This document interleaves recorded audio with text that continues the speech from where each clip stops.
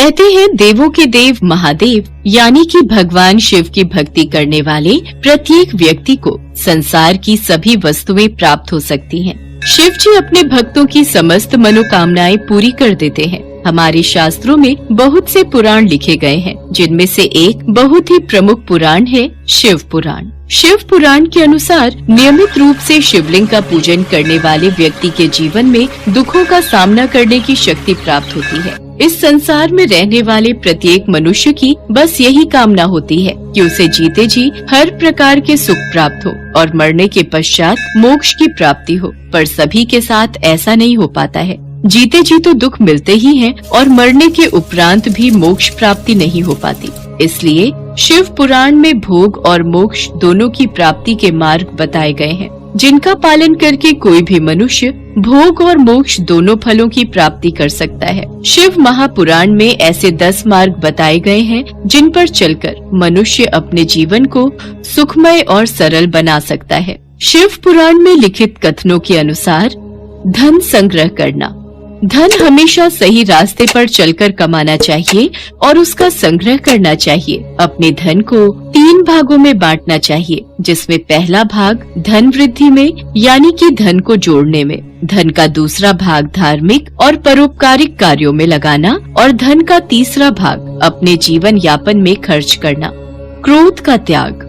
क्रोध व्यक्ति का सबसे बड़ा दुश्मन है। अपने क्रोध और आवेश में अक्सर हम वो बातें बोल जाते हैं जिसका बाद में हमें पछतावा ही होता है। इसलिए क्रोध कभी नहीं करना चाहिए और न ही क्रोध उत्पन्न करने वाले वचन बोलने चाहिए। क्रोध से विवेक नष्ट हो जाता है और विवेक के नष्ट होने से जीवन में कई संकट खड़े हो जाते हैं। भोजन का उपवास। जिस प्रकार भोजन से शक्ति प्रदान होती है, उसी तरह व्रत से भी शक्ति का संचार होता है। इसलिए हफ्ते में 1 दिन तो व्रत रहना चाहिए। यदि न रह पाए तो शास्त्रों में शिवरात्रि का व्रत रखना विशेष माना गया है। इससे भगवान शिव की कृपा बनी रहती है। शिवरात्रि व्रत करने से व्यक्ति को भोग एवं मोक्ष दोनों ही प्राप्त होते हैं और महान पुण्य की प्राप्ति होती है। पुण्य कर्मों से भाग्य उदय होता है और व्यक्ति सुख पाता है। संध्या काल का समय। सूर्यास्त का समय यानी शाम का समय भगवान शिव का समय होता है। इस समय शिव अपने तीसरे नेत्र से तीनों लोक देख रहे होते हैं और वे अपने नंदी गणों के साथ भ्रमण कर रहे होते हैं। इसलिए इस समय व्यक्ति को सत्कर्म करने चाहिए। पूजा पाठ, सत्संग या दान पुण्य करना चाहिए। संध्या काल में यदि कोई व्यक्ति कटु वचन कहता है, कलह क्रोध करता है, तो वो व्यक्ति पाप का भागी बनता है। सत्य बोलना। सत्य हमेशा विजयी होता है। सत्य बोलने वाले का चित्त शांत रहता है, जबकि असत्य बोलने वाले का चित्त विचलित रहता है। असत्य बोलना या असत्य का साथ देना सबसे बड़ा अधर्म है। इसलिए सदैव सत्य बोलिए, क्योंकि सत्य बोलना मनुष्य के लिए सबसे बड़ा धर्म है। निष्काम कर्म। प्रत्येक व्यक्ति को अपने कर्म करने पर ध्यान देना चाहिए, न कि होने वाले परिणाम पर। यदि हम कार्य करने से पहले ही परिणाम के बारे में चिंता करने लगेंगे तो कार्य कभी भली प्रकार से संपन्न नहीं हो पाएगा। निष्काम भावना से किया गया अच्छा कर्म ही हमें सफलता के मार्ग पर ले जाता है। हमें अनावश्यक वस्तुओं का त्याग करना चाहिए, क्योंकि हमारी अनावश्यक इच्छाएं ही हमारे दुखों का सबसे बड़ा कारण है। मनुष्य की अनैतिक इच्छाएं क्रोध, काम, ईर्ष्या और अहंकार को जन्म देती हैं। अनैतिक इच्छा हमारे मन को विचलित करती है। जो व्यक्ति अनावश्यक इच्छाओं के जाल में फंस जाता है, वो अपना जीवन नष्ट कर लेता है। अतः अनावश्यक इच्छाओं को त्याग देने से ही महासुख की प्राप्ति होती है। मोह का त्याग।